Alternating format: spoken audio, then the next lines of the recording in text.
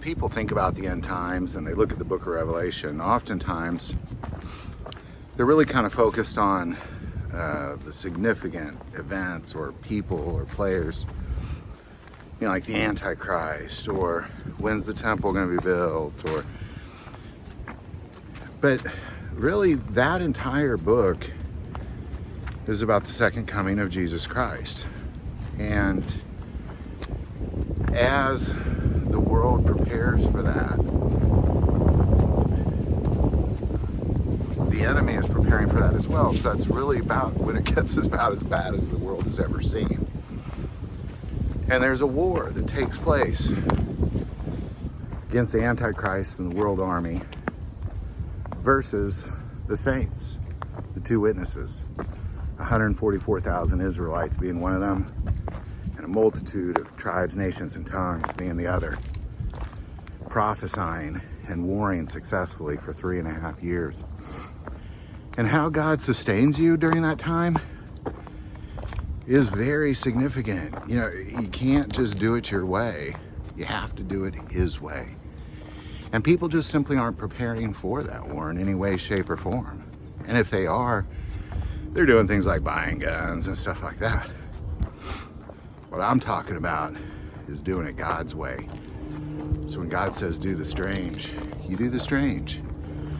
And the best example of that is the book of Joshua. So we're going through the book of Joshua verse by verse. While we're getting out, working out, getting in shape, you know, I just found out I have a full blockage in my heart. God had actually created a bypass. And so, you know, the past is the past, and now I'm moving on to the future. You know, to be as strong as I possibly can for that time. So as you prepare to understand God's direction and clear direction,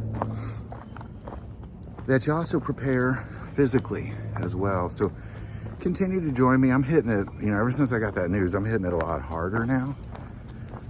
So, you know, let's see what happens over the next few months. You know, and in the end, it's going to probably take us about a year to get through Joshua. So imagine what the results will be in a year. Goodness gracious. So where we are is Joshua and the Israelites had destroyed Jericho. They have destroyed Ai. And then they were deceived by a few towns into vowing to them that they would not harm them. So when they discovered they were their neighbors, that they were the nearby towns they were getting ready to destroy, they kept their vow, but they made them slaves. And ultimately, this is what Israel is dealing with today, you know, with this war in Israel right now, is that because they disobeyed God and left these alive, you know, they battled against them forever. You know, they became the Philistines, and then now they're the Palestinians, and it's just, they kept battling and battling and battling. But because they made the vow, they kept the vow. A vow before God was more important than disobeying God in their eyes. Well, they really didn't disobey Him, they just didn't seek Him, so they were easily deceived. So now what we're seeing is several kingdoms have formed an alliance against those people. And what God is going to do here is incredibly fascinating to really see, like, what is it God will do during this time. Right here and right now is by far the best example. So we're going to go to chapter 10, starting in verse 8. And the Lord said to Joshua, do not fear them, for I have delivered them into your hand. Not a man of them shall stand before you. Joshua therefore came upon them suddenly, having marched all night from Gilgal. So the Lord routed them before Israel, killed them with a great slaughter at Gibeon, chased them along the road that goes to Beth Horon, and struck them down as far as Azekah and Makkedah. So at this point, he's giving them great physical abilities. Essentially, you know, nobody can fight against Israel. But beyond that, he's actually forcing and manipulating the other side into being placed in a trap, essentially. Like God kind of deceived them into going a certain way. And then, of course, Israel is there ready to trap them. But here's where it gets really awesome. And it happened as they fled before Israel and were on the descent of Beth Horon that the Lord cast down large hailstones from heaven on them as far as Azekah, and they died. There were more who died from the hailstones than the children of Israel killed with the sword. Then Joshua spoke to the Lord in the day when the Lord delivered up the Amorites before the children of Israel, and he said, in the sight of Israel, sun stand still over Gibeon and moon in the valley of Ajalon. So the sun stood still and the moon stopped till the people had revenge upon their enemies. So I really want everybody to ponder that for a second. Because ultimately what God did is he deceived the enemies to put them into a trap where the Israelites just slaughtered them with the sword. But then as they fled, God caused hailstone to come down, and more of them were killed with the hailstone than were in the battle itself. But it didn't kill all of them. So now Joshua is realizing that it's getting dark and they need to get all the, they need to kill them all because he already saw his mistake he made with the other people.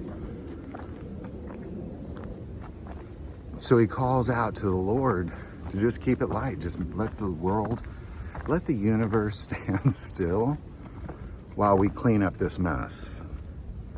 And then when we're done cleaning up this mess, then go ahead and move the earth and the sun and the stars and the moon.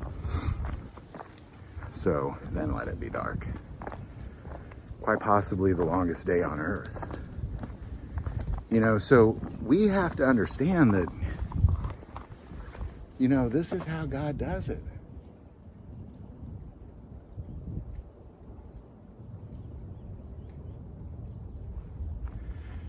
We have to understand that this is how God does it. You have alliances of armies coming up against you. So what God will do is he'll deceive them into a trap so you can just slaughter them without even having any of your men killed or harmed. And then he'll rain hailstone down on them. And then, if necessary, he'll make sure that the sun stays up until you're done with this job. That's pretty awesome. So when people read about how will God deliver them during this, time of tribulation, because Jesus said, Daniel said, Ezekiel said, Jeremiah said, others said, I guess, I can't even, the psalmist said, that God, it's going to be a tribulation unlike we have ever seen or ever will. And that God will sustain us successfully for 3.5 years to war against them, to be a thorn in their side the entire time. For Israel to not even be separated from Jerusalem. Imagine the slaughter in Jerusalem, but yet the witnesses are able to come and go as they please in the streets of Jerusalem because of what God does. It's fascinating. So there you go. Stay with us. And, again, thanks for letting me share kind of my health journey. But, I plan on being in amazing shape during that time, and this is how you do it. So there you go. Keep on with us.